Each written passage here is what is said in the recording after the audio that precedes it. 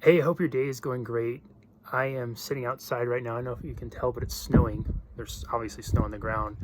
There's icicles. It's about 8 or 9 degrees outside. This is officially the coldest weather I've ever willingly gone out in for an extended period of time. I was one of those people the last few years and all the craziness that happened that I did really well. I'm kind of a naturally introvert. I did really well with the more withdrawn, removing ourselves from the normal flow of society, staying at home a little bit more. It kind of fit into my natural way of being, if you will. But lately, what I've realized about myself is I've really struggled going back to trying to engage in social dynamics, being around more people, reaching out to friends who I haven't connected with for a long time, which that used to be a no-brainer for me. I had a solid group of people around me. We'd go for walks. I was around friends probably at least 2-3 times a week.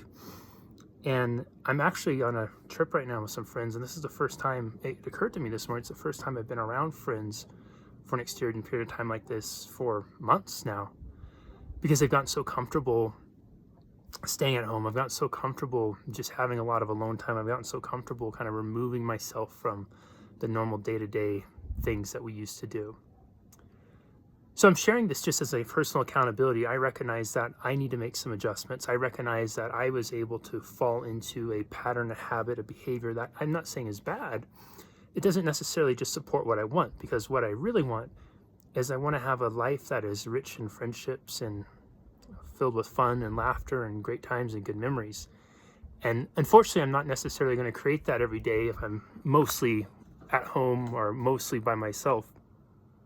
Hence being off here up in the beautiful mountains in the 8, maybe 9 degree weather right now.